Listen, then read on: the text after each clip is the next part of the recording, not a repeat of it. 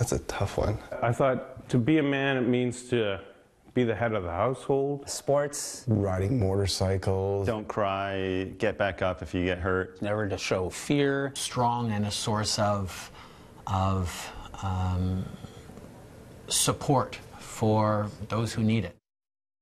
All right, gents, this one's for you. Chatelaine asked 1,000 Canadian men about masculinity, relationships, and self-image in the age of #MeToo.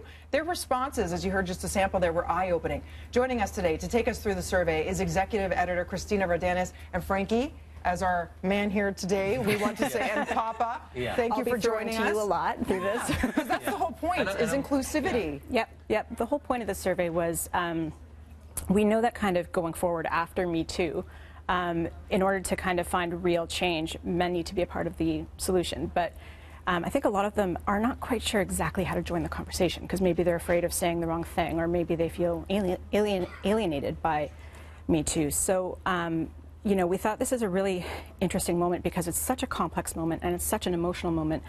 And the world is finally kind of really paying attention to the way that gendered power dynamics still hold women back, and the way that those things play out. But it's also this incredible opportunity to then take a look at the other side of the curtain and say, well, what's happening over here? Like, are there rules, are there kind of social rules of being a man that are also holding some men back and preventing them from joining this conversation? Yeah, if you look at the 60s, the 70s, and men portrayed in television, they were the head of the household, they were strong, they never cried, they were physical. Some of the findings that you found is 42% of the men, it's not really surprising that they feel that they're uncomfortable speaking about their feelings.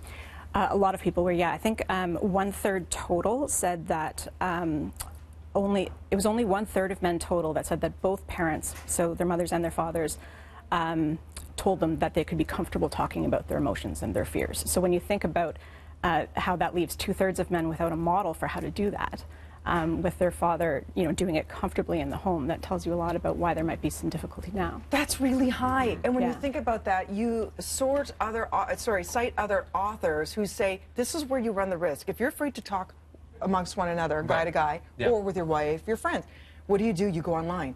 And what happens? There's women bashing. Then it becomes us versus them. We want to get along. We all want to be better humans, regardless of gender. But this could actually take us apart rather than bring us together.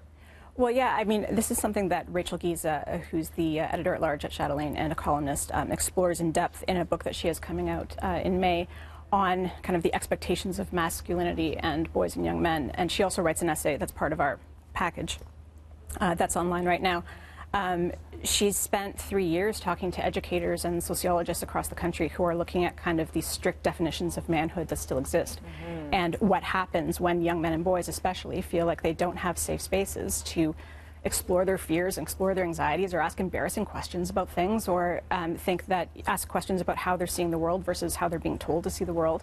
And if they don't have an outlet for that that's productive and safe and positive, then chances are they will drift towards things like the internet, where, as you say, these conversations are quite often hardened into women bashing.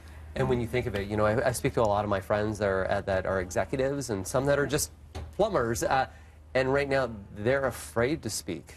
Because of the #MeToo, what's happening, they're thinking it's better for me just to close the door, not to speak, and not to be involved whatsoever, so that I don't open myself up to a liability. You repress it. Yes. Yeah, I think a lot of that does happen, and frankly, a lot of those feelings also do kind of come from a good place, where men feel like it's not our time to talk right now. Like, women have the mic, and I'm going to shut up for a while.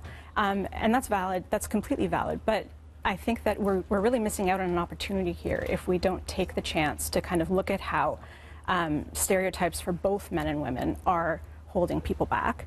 And we can have that conversation without one coming at the cost of the other, because we all have a stake in this. And that's kind of, so we're hoping to kind of lay the foundation for these conversations to start, so that people can see, how people responded to our survey and said things that they may not be comfortable saying in public. Well said. Thank you so much. We're just scratching the surface again, but for more information, breakfasttelevision.ca. We'll be back with more BT right after this.